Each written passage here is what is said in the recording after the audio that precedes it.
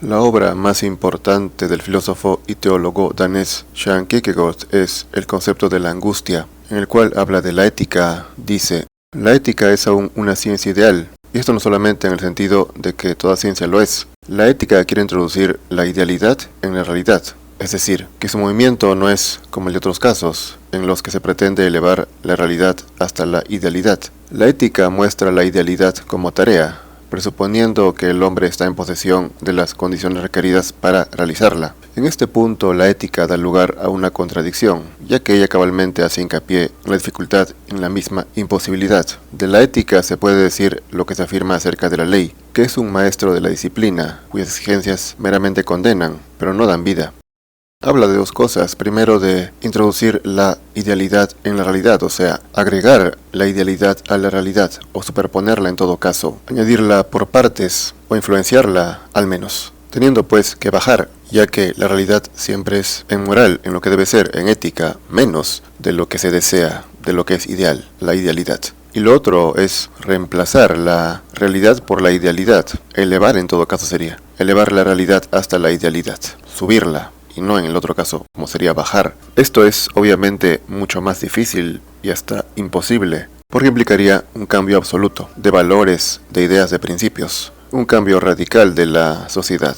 Dice que se tiene la idealidad como tarea, suponiendo que el hombre está en condiciones para llegar a ella, y evidentemente, al menos en esta época, no lo está. O, como dice, uno tendría que bajar las aspiraciones, las exigencias, para que la idealidad sea posible, y bajarlas bastante, lo cual ya no sería válido, no valdría la pena. Luego dice: cuanto más ideal es la ética, tanto mejor. La ética no se debe dejar perturbar por esa vana charlatanería que siempre está diciendo que de nada sirve el que se exija lo imposible, pues sería inmoral el solo hecho de ponerse a oír semejante cháchara, algo para lo que la ética no tiene tiempo ni oportunidad. La ética no tiene nada que hacer con el regateo, que por otra parte significa la manera de no alcanzar nunca la realidad. No dejarse perturbar por el que dice que de nada sirve que se pida lo imposible a las personas, o lo que para ellas sería imposible, dada su condición decadente, rebajada, delicuescente. Sería como pedir a un mono que sea demasiado inteligente. Inteligente puede ser seguramente, pero demasiado, tanto o más que una persona inteligente a su vez, sería casi imposible. Que lo sea más que una persona torpe, idiota, eso no creo que sea tan difícil, porque hay monos que son muy inteligentes que pueden superar al más tonto ser humano. Pero lo otro es muy difícil, entonces es pedir peras al olmo en muchos casos, pedir demasiado a una persona. Sobre todo de esta época. Máximas morales elevadas de los antiguos, de la época de Sócrates, por ejemplo. Eso creen muchos y seguramente tienen razón. Pero si uno renuncia a eso, entonces, ¿para qué está la ética o de qué sirve todo eso, la moral? Habría que renunciar a eso y actuar a propósito, sin principios, inconscientemente, irresponsablemente, como lo hace en la actualidad la inmensa mayoría de la gente. No hay ética, evidentemente. Luego dice: la ética aumenta la dificultad en la medida en que se mantiene encerrada en su idealidad, aunque la ética nunca será tan inhumana que pierda totalmente de vista la realidad. Al revés, en correspondencia con la misma realidad, siempre intentará presentarse como tarea de todos los hombres, queriendo hacer de cada uno de ellos el hombre verdadero, el hombre cabal y el hombre por excelencia. La ética se hace más difícil en la medida que se encierra en su meta, en sus objetivos elevados, que son los primigenios. Por eso al principio decía que uno tiene que rebajar estas aspiraciones, estas exigencias a las personas, que se humanice, digamos, lo que pide, y que nunca sea tan inhumana que resulte imposible practicarse en la realidad. O sea, por ejemplo, que se pretenda que el hombre sea divino, como un dios o como los dioses, que se porte casi perfecto en todo caso, con todas las virtudes y con ningún defecto o con los mínimos. Presentarlo de esa manera sería renunciar a la ética, a que se lleve a cabo. Sin duda hay personas que pueden llegar a esos niveles, porque no hay que generalizar, pues no el 100% de personas son incapaces de ascender, pues tal vez el 1% o mucho menos, tal vez el 0,1%, pero afirmar que para todos es imposible, o que todos siempre van a estar en el fango o en el lodo o alejados de esa idealidad, sería presumir sabiduría. La historia, por supuesto, ha demostrado que hay gente con bastante nivel que puede ascender. No sabemos si hasta ese nivel, pero sí bastante, alejarse bastante de la gente corriente.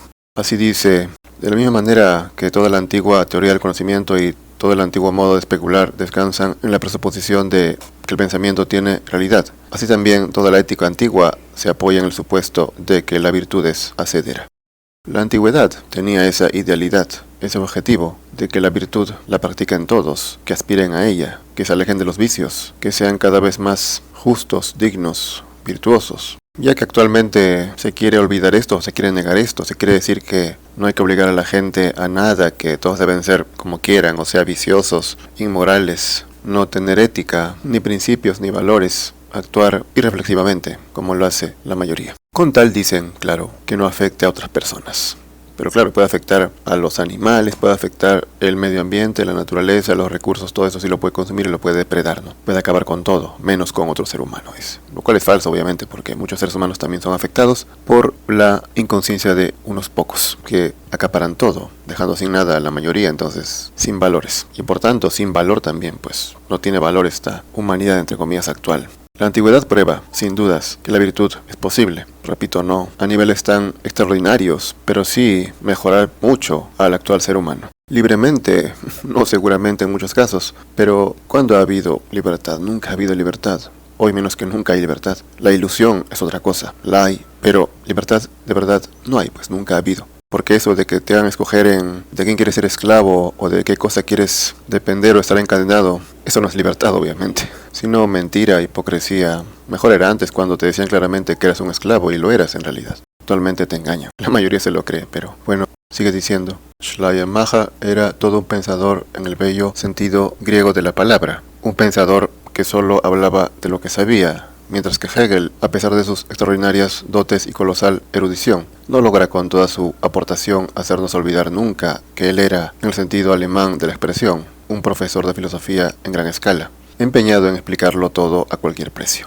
Schleiermacher es contemporáneo a Hegel, y esto más parece un elogio a Schleiermacher y una crítica velada a Hegel, cuando dice que Schleiermacher hablaba solo de lo que sabía, mientras que Hegel trataba de explicarlo todo a cualquier precio, aun cuando no tenga la capacidad, dada su condición humana, imperfecta y errática. Claro, para el que quiere meterse a la filosofía como teoría o como carrera o como profesión, aquel que quiere saber nombres, datos, pensamientos, obviamente Hegel es una muy buena opción, o sea, mejor opción que, o en todo caso me refiero a que una opción más rica que Schleiermacher. No así para aquel que quiere practicar la filosofía, basarse en las obras más que en las palabras, aplicarla a su vida, vivirla día a día. En este caso, pues, lo que dice Hegel no tiene un impacto significativo en esa persona, o al menos no todo lo que dice Hegel, sino solamente la parte que se puede aplicar en los hechos, que tiene que ver con lo práctico, o con lo que uno puede percibir, con la vida diaria, como por ejemplo también habla Schopenhauer en una gran parte de su filosofía. Igualmente, Schleiermacher tiene mucho más de eso, y por tanto es más rico en eso, y más alcanzable para las personas. A lo que me refiero pues es que uno puede leer a Schleiermacher y decir esto lo puedo hacer, o en todo caso un ser humano puede hacer esto. En cambio en el otro caso pues eso es mucho más complicado. Y seguramente que por eso también a muchos les gusta Hegel, porque saben que no lo van a aplicar o que solamente se trata de presumir ideas, pensamientos y quedarse en las palabras, que es lo que caracteriza a la mayoría de la gente en la actualidad. Palabras, palabras, nada de hechos. No es una crítica a Hegel, por si acaso yo he leído la obra de Hegel, por eso digo eso también. Tiene muchas cosas buenas, claro, pero me refiero pues a los que se quedan en la teoría. Por último dice, en nuestra época el afán de alcanzar importancia científica trae locos a los mismos sacerdotes, de tal modo que estos se han convertido en una especie de profesores de sacristía, empeñados en servir también a la ciencia y estimando que predicar está muy por debajo de su dignidad. Así no tiene nada de extraño que la predicación se le antoje a todo el mundo un arte demasiado pobre. Sin embargo, la predicación es el arte más difícil y de todas, y el que Sócrates realmente elogiaba, la capacidad de diálogo. En esa época, en el siglo decimonónico, la ciencia estaba despegando, estaba haciéndose cada vez más brillante, estaba opacando a la religión. Más adelante la iba a reemplazar, obviamente, como ya lo ha hecho en la actualidad, la ciencia, con la tecnología. Entonces los sacerdotes querían también estar de moda, digamos, hablando bastante de ciencia, más que incluso de religión. Pero bueno, cuando dice que la predicación es el arte más difícil, es cierto, obviamente, y también el más frustrante o incierto en todo caso, ya que en muchos casos uno no sabe si sirvió lo que hizo o no sirvió. Se sabe pues que en la mayoría de casos no sirvió, porque muy pocos siempre son los que escuchan y aplican aplican lo que escuchan, les sirve de algo en sus vidas. Porque el solo hecho de que te haga pensar un poco, pero después eso pase, o mucho peor que solamente te entretenga, pues eso no sirve para nada, obviamente. La predicación no es para eso. Claro, dirán, pues Sócrates y sus amigos también lo hacían como forma de pasarla bien o de divertirse o de pasar el tiempo, ¿no? Que podría ser como un entretenimiento. Pero se sabe que ese no es el fin